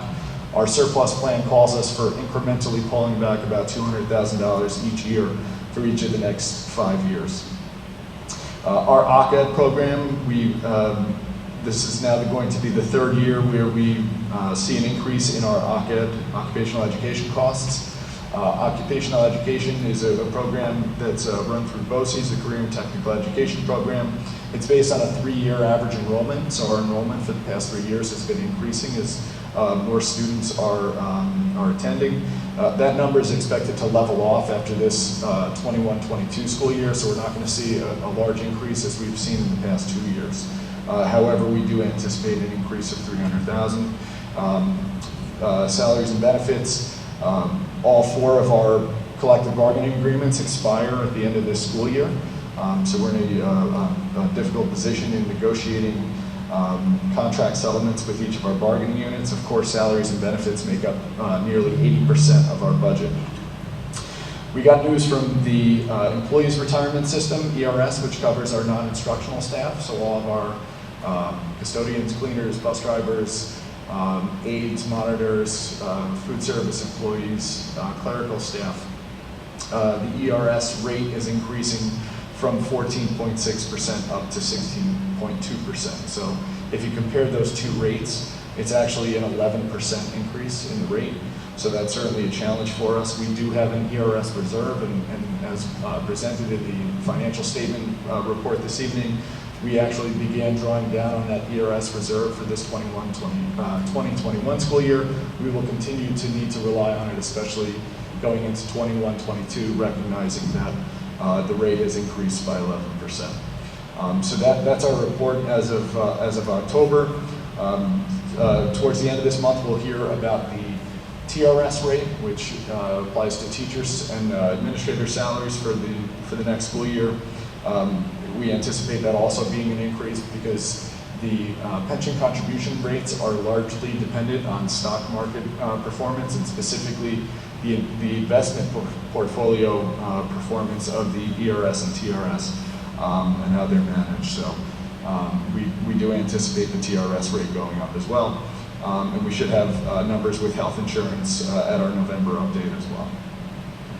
Also, one other note, as I mentioned earlier, our Finance Committee is going to be meeting in November to review our long-range financial plan, which will be presented at the November 17th board meeting. And that concludes my comments. Does anyone have any questions with regard to the budget indicators? Just one item in regards, I'm not sure if it's directly to the budget indicators, but on the previous presentation by Dr. Gosh and Dr. Kennedy, we Yes. mentioned the 2 additional teaching aides. Yes. So this year, also in recognition of how challenging it is from a fiscal standpoint, we typically begin our fund balance projections for the month ended December 31st. This year, we're going to begin our fund balance projections for the month ended October 31st to give us a clearer picture of where we end or where we anticipate ending this year, which is, the further you are projecting into the future, the more challenging it is. So naturally, a projection performed in May of 2021 is going to be more accurate than one performed in October of 2020. We had discussions with our executive team about these 2 teaching assistant positions that are absolutely important to our program.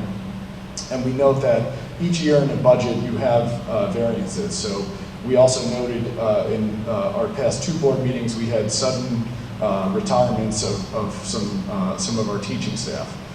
Because of those retirements, there is breakage in terms of salary from their replacements, which allows for those funds to be redirected for these 2 teaching assistant positions.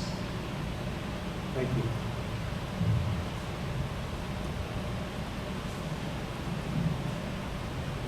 Anyone else? Questions? With regard to the 2 positions, what's your timeline or ask? Are you asking the board today for an answer, just so we get clarity? Because it was brought up, we discussed it, we had some questions. Dr. Gosh? Yes, there's an action item for this evening. Is there an action? Oh, sorry. There's no action item this evening. What we would like to do, we wanted to give this presentation tonight, and then we would like to post the positions tomorrow and go through the hiring process. There are, I believe, a couple of teaching assistants that would be recalled because we had to cut some positions last year. So we would make sure we follow that process and procedure and get these teaching assistants in place as soon as possible. Okay. So are there any other thoughts on the matter they'd like to proceed with it? I know, Victor, you mentioned there was some savings found.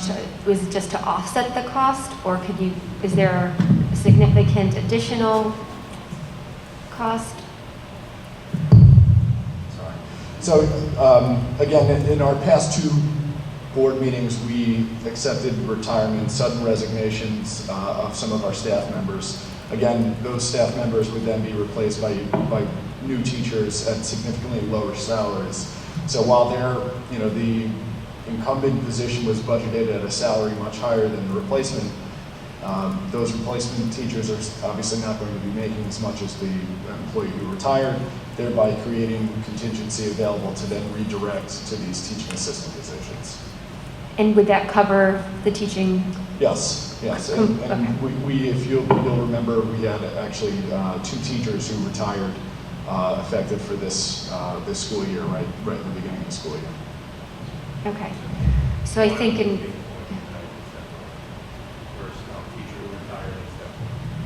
And Dr. Harrington is just noting that one of those replacements is being hired tonight at step 1 of the teaching salary schedule, the new teacher salary schedule, as opposed to the highest step of the existing salary schedule, just to give some indication of the breakage in salary differential.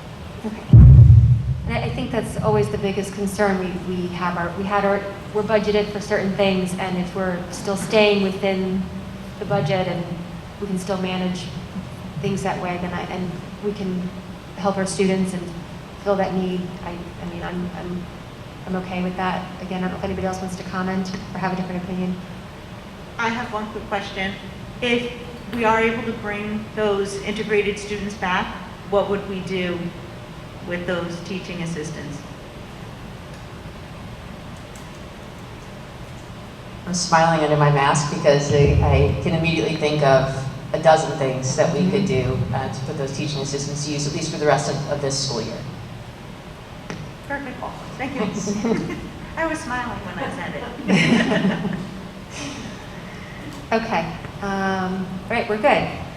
So we're done with our presentations for the evening. Thank you, everyone, and thank you to our T guys. Thank you, Mr. Whalen and Mr. Trelaw behind the curtain over there. And to the community watching, I know we're constantly working through how to best deliver our meetings for the public to observe. And until we perfect it, we're going to keep getting there. But I think we're pretty close. Okay, so public remarks. At this point, we would address any emails that came into the board that relate specifically to our action items. And I am not remembering any that came in specifically for action items. No, and I just checked. No, okay. Okay, so since the meeting started. since we got it, okay. So we are going to then move on to action items for the evening. Okay. First up, approval of appointment of voting delegate for the NYSBA annual meeting, October 31st, 2020. Virtual delegate and an alternate. So every year, normally when we go to the annual New York State School Boards Association convention, they have their annual meeting. So just as we have a board meeting here, the New York State School Boards Association, after they do their convention and a lot of the trainings that go on, they have their annual business meeting, and that consists of a representative from each district. Generally, it's the board president, but if the board president can't attend, someone else is assigned, and also a substitute person in case something happens last minute. This year, it's going to be held virtually. So I will attend. I'm fine with that if you're all fine with me attending. But just in case something happens to me, I would like a backup. So who's registered to attend? I forgot offhand. I know Scott and Eric. Do you guys want to flip a coin? Yeah, I'll do it. Okay. Are you guys okay with, unless Eric, you want to? Okay, so perfect. So then, Thank you, Scott. let's see. So I just need a motion, and just to quickly go over, what happens at the annual meeting is a review and vote on every resolution that NYSBA then advocates for us up in Albany for all the school boards in New York State. And so we're going to have a work session, I believe the Tuesday before that annual business meeting. So whatever that Tuesday is. And go over it in that work session, and then you can all tell me how you want me to vote. So I need a motion for action item number 1, for myself and Scott as alternate to attend the annual business meeting. Carrie, thank you. And a second. Jason, thank you. Any questions or comments from the board? If I could just make a suggestion that whoever is attending the board, if we want to meet offline, there's a number of courses we can attend. So we can have coverage to as many as possible, or if there's some you prefer to go to, we can pick them. And then we know which courses we're going to attend virtually, so we get as much coverage as we can. Is it just the 3 of us attending? Who else is attending this year? Just Eric, myself, and Dr. Randall? Mm-hmm. Okay, so we can have that discussion as we get closer and we're going to coordinate our efforts. Okay, any other questions or comments? Okay, seeing none, all those in favor? And the motion passes 7-0. Thank you. Okay, action item number 2, approval of A, external audit reports and corrective action plan, B, internal audit report, corrective action plan, and recommended follow-up focus area, C, audit committee charter.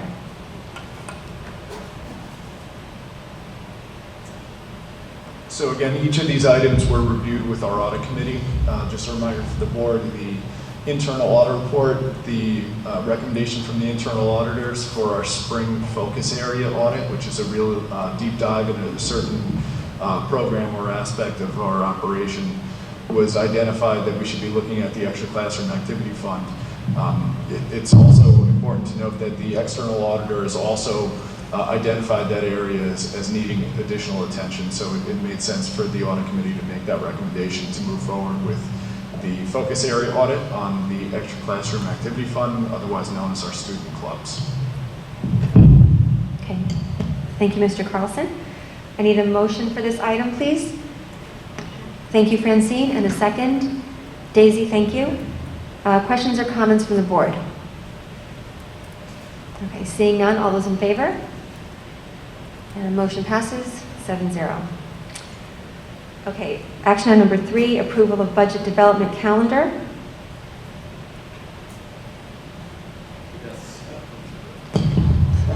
So some important dates to remember. So our budget development calendar, it's not a requirement that we prepare this. However, just for transparency, we always want to make sure that our public is aware of what our activities are at this time of year. So we start our budget process fairly early. Tonight we're going to be asking the board to approve the budget development calendar. November 17th, we are presenting our long-range financial plan, which is obviously important, especially in this environment with the uncertainty with regard to our state aid. Our first budget presentation will be on Tuesday, January 26th. We typically review our state aid and our tax cap at that point. So really, our revenue is built under the constraints of the tax cap and our state aid allocation. Typically, by the end of January, we'll have both of those numbers that we're able to present. Of course, New York State doesn't adopt their budget until April 1st, so we recognize that estimates are required at that point in time. But it gives us a good indication of the constraints under which we have to build our budget.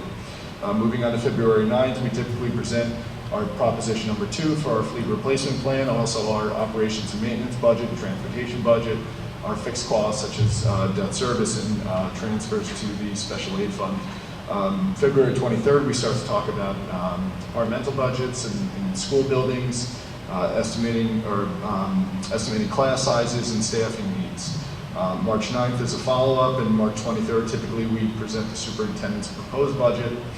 April 6th, by April 6th, the state budget will have been adopted, hopefully. Most years it is, by April 1st.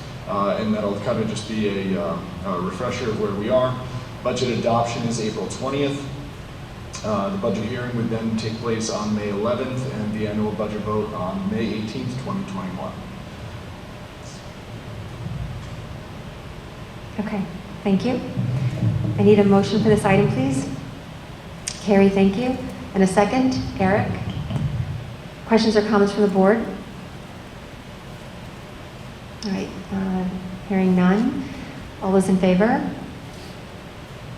7.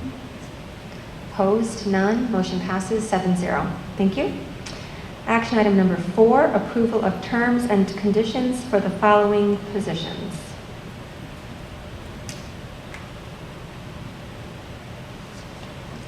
Yes, thank you. Yes, thank you. Okay. So this action item simply updates the terms and conditions for the 6 noted positions that are outside a bargaining unit, adding the provision of long-term disability and accidental death to ensure that this benefit is consistent with our other management confidential employees.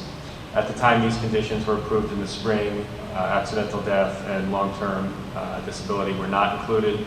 It was a mere oversight, and the additional cost to include these 6 employees is minimal, and it's certainly infinitesimally small within the larger budget. So it's up for your approval this evening. Okay, thank you. I need a motion for this item, please. Jason, thank you. And a second. Carrie, thank you. Questions or comments from the board?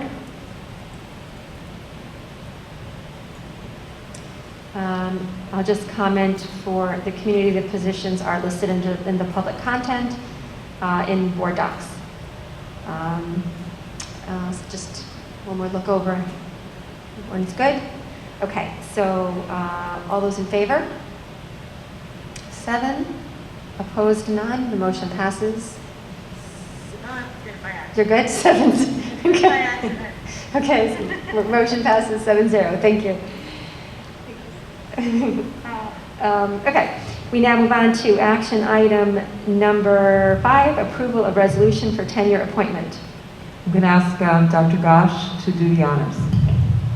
Thank you, Dr. Bama, and I really am grateful that you're allowing me to speak on behalf of the exec team and in honor of Mr. Clark. So it's my privilege to make this tenure recommendation for John Clark in the area of secondary principal. Mr. Clark is in his 20th year of service to Brewster, beginning at Wells as an English teacher, then moving on to the Dean of Students, the assistant principal position, and now is completing his 4th year as principal. The middle school is a unique developmental time for students, and there's no better steward of a middle schooler's growth and development than Mr. Clark in his steady, ethical, and moral leadership. Under his tenure, he has seen the continued expansion of the middle school philosophy play out in programs and in curriculum, through elective choices that have adapted to the needs of our students, and through systemic supports to improve student learning. During all of this, Mr. Clark has demonstrated resourcefulness and creativity in having to do more with less. Mr. Clark has also taken the social emotional learning of our middle schoolers to new heights at Wells with his monthly themes, which have now evolved into quarterly calls to action. You heard Mr. Clark and Mrs. Hernandez speak to that previously. He helps students to see the relevance of abstract concepts in concrete ways.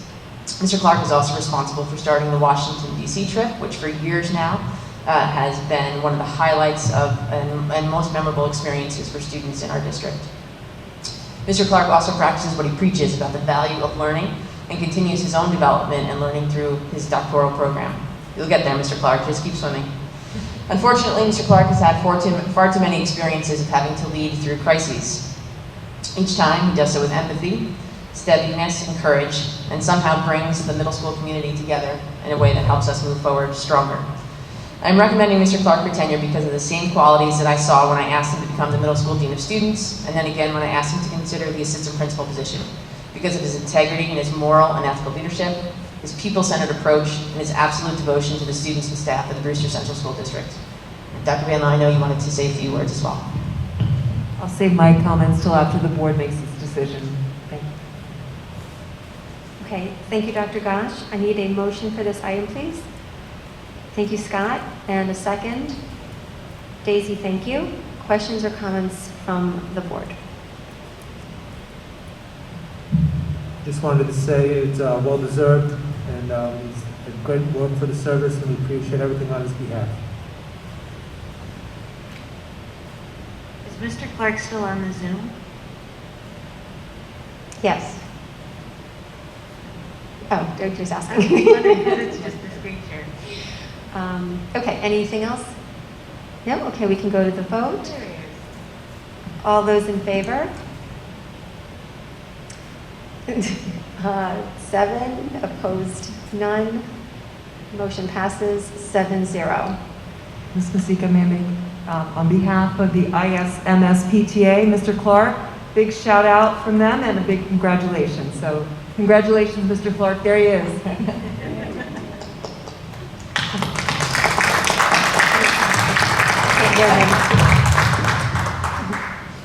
Now we have to fix his sound. He was saying something.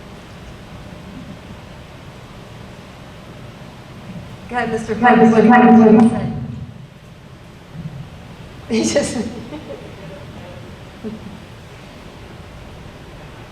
All right.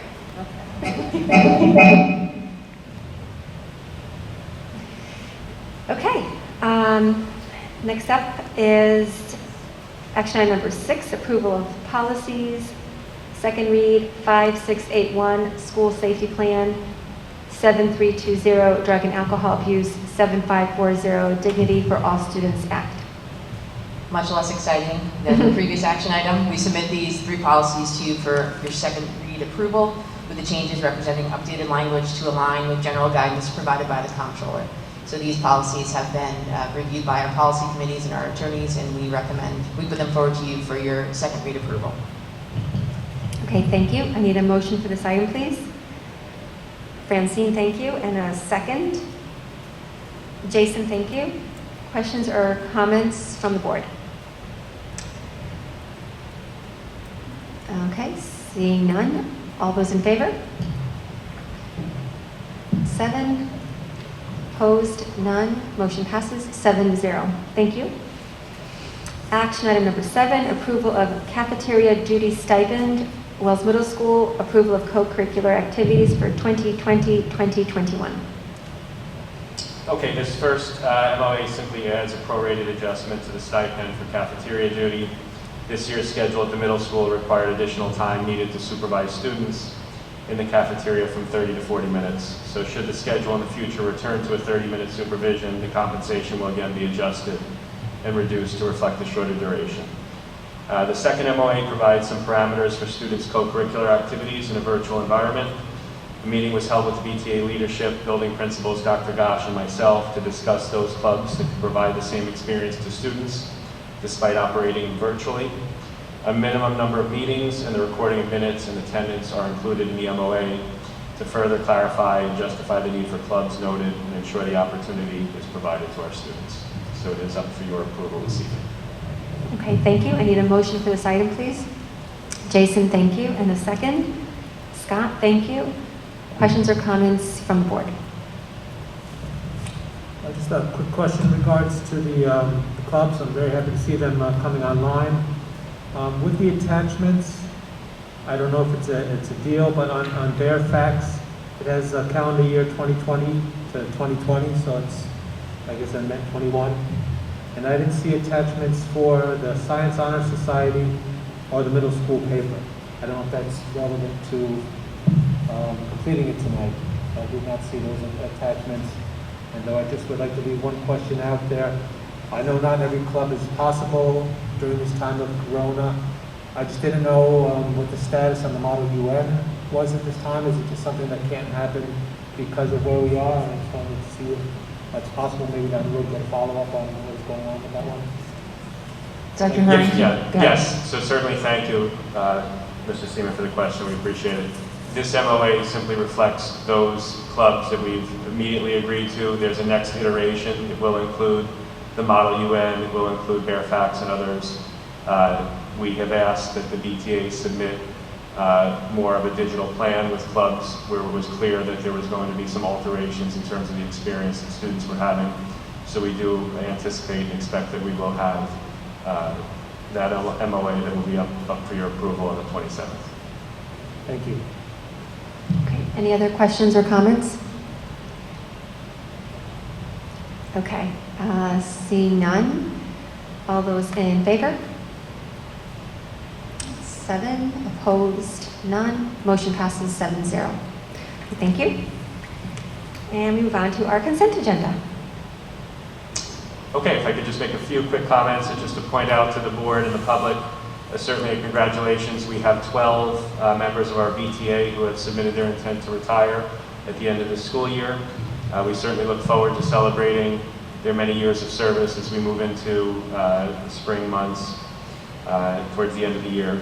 I also want to make note and certainly express my personal gratitude. Gigi Farrell has put in for her intent to retire in October of 2021. Gigi, just her work ethic and professionalism reflects the standards of our department that we seek to model for employee scaling. So I want to certainly wish her well, and we look forward to the months that we have with her celebrating her long tenure here at Brewster. Certainly want to acknowledge and again echo the comments and congratulations to Mr. Clark, who was approved for tenure, or who will be approved for tenure. And then finally, to point out to the board and the public that we do congratulate and welcome our social worker, Ms. Naomi Nunez. Ms. Nunez comes to us with a year of experience in the Fallsburg School District, where she largely worked with students who are subject to the provisions of McKinney-Vento. Ms. Nunez is bilingual, a graduate of SUNY Albany, and holds her graduate degree in social work from Adelphi. I want to thank Mr. Clark and Dr. Kennedy for their work in hiring and securing Ms. Nunez, and we certainly look forward to supporting her as she has many years of service in supporting our middle school students. Okay, thank you. I need a motion for the consent agenda. Eric, thank you. And a second. Francine, thank you. Questions or comments from the board? I would just like to thank all the retirees. It's going to be a lot of big shoes to fill. Just related to that, I've never seen us having to fill this many positions. I just don't know if there's a And what type of plan do we have to fill so many positions at, let's say, one time? I mean, is it an aggressive schedule on hiring, or is it just same business, just bigger numbers?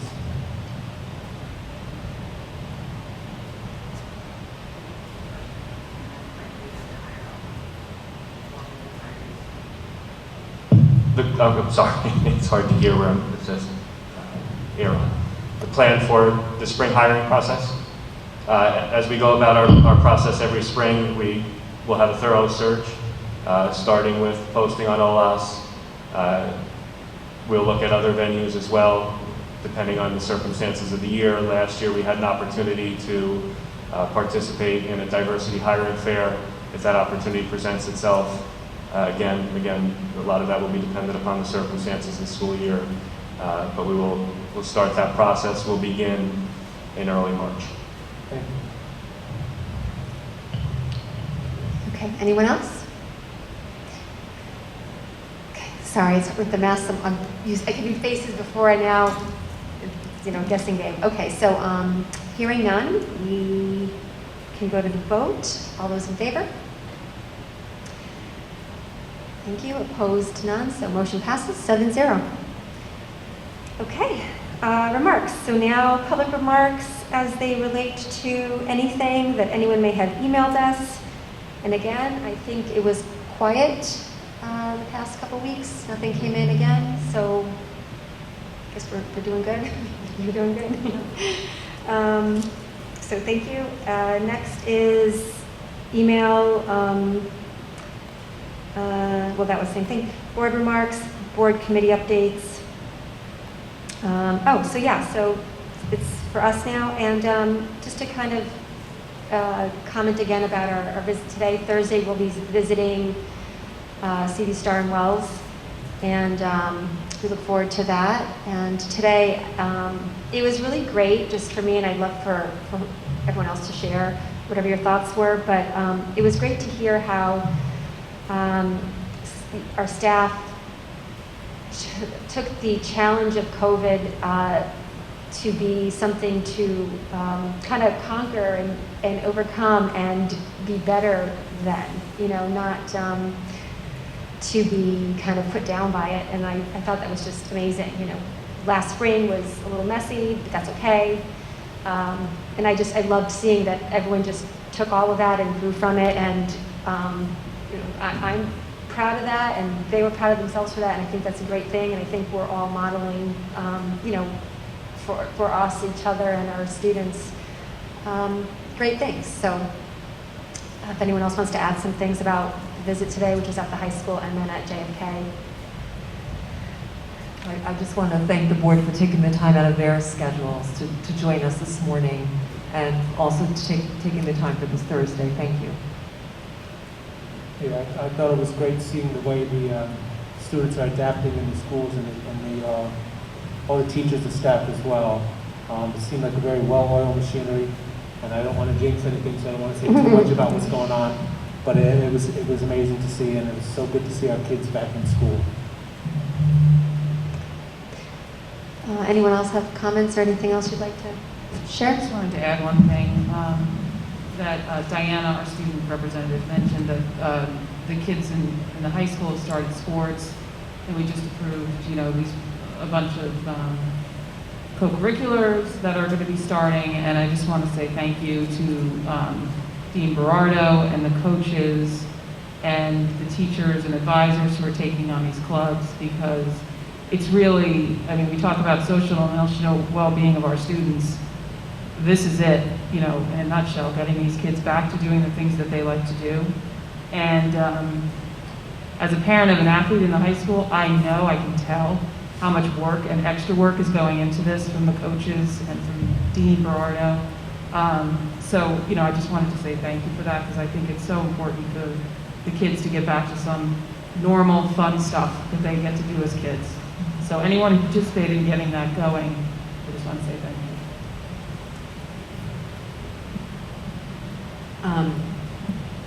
I also just want to mention that in JFK, it was really nice to be able to see the younger students walking and being able to see some of the students give eye contact despite us having masks, despite not knowing who we were, but still being able to give us that eye contact. Like I know that is something that we will have to be working on, is that the social emotional needs for the students. But it was very comforting to see that the ability for them to be able to give us that eye contact has a lot to do with the structure that the school has been doing and the support that they feel from their teachers. So I really appreciate, and I was really thrilled to see everything from the high school level to the JFK, and I'm looking forward to Thursday's tours as well.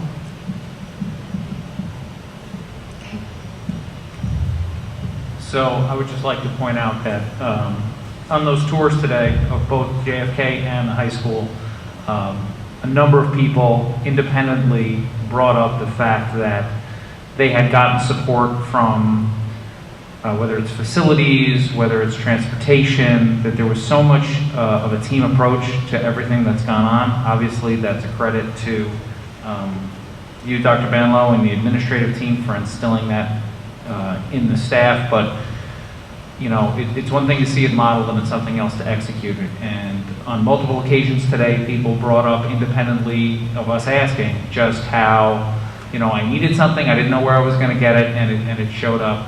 Obviously, big kudos to the facilities department under Victor and Glenn for that, but the sense of collaboration and community with the staff in the schools was a very obvious and very tangible sort of product of what we saw today. And it is why we were able to open on time, and it is significantly a big part of why we've been able to stay open, is because everybody has realized that everyone has a part to play.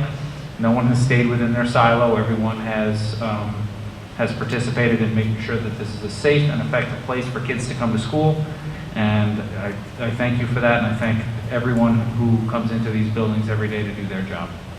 It truly was a total team effort, and I would thank the board as well. Anyone else? You good? A couple committee updates. Can you actually take that microphone out of that stand and bring it, like pull it out of the holder? There you go. Yeah, perfect. Yeah, I'll be here all week.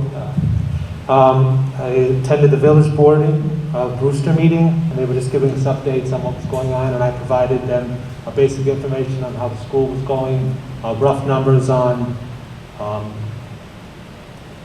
distance learning as opposed to the hybrid, just to give them general information. The same thing with the town of Southeast, and an update from the town of Southeast. I guess there has been ongoing work going on at Welfare Road, which they hope to have completed by the end of the month, and they'll be contacting us transportation and everybody else to give them an update on that the roads hopefully will be opening.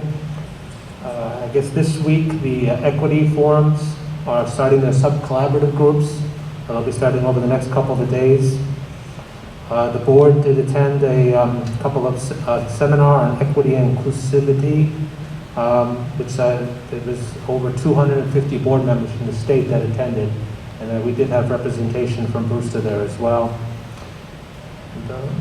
And I wanted to thank the PTA. I guess the trunk or treat is going to go on this year, and they have met with Dr. Casoro, the administration, everybody. And it's good to see a little bit of normality returning to the students.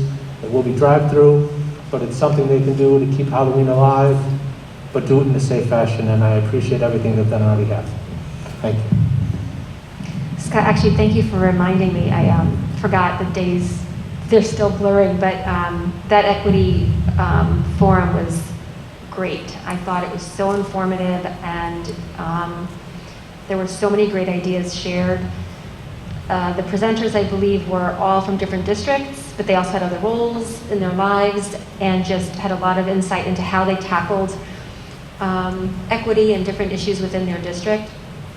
And, you know, which actually made me think when Dr. Gosh was presenting policies, they went through every policy again with an equity lens and language lens. And so not just we're meeting the minimums law, you know, how else can we, you know, run our district through that lens. And I think, if I remember, one of the speakers even talked about, they don't do suspensions in their school. That was a part of the conversations. Like, it was all about, getting to the bottom of what's the issue and how can we address the issue. And that social emotional piece was so huge for them. So there were a lot of good takeaways. Yeah, and I don't know if anyone else who maybe listened in, because it was a live webinar, wanted to share any takeaways. And there will be 2 more. They're doing a 3-part series, so there'll be 2 more. And I'm assuming we'll get the dates. I don't know if they're online already, but a lot of great stuff. So if anyone else was on and wanted to share anything, I don't know who was able to get on. Yeah.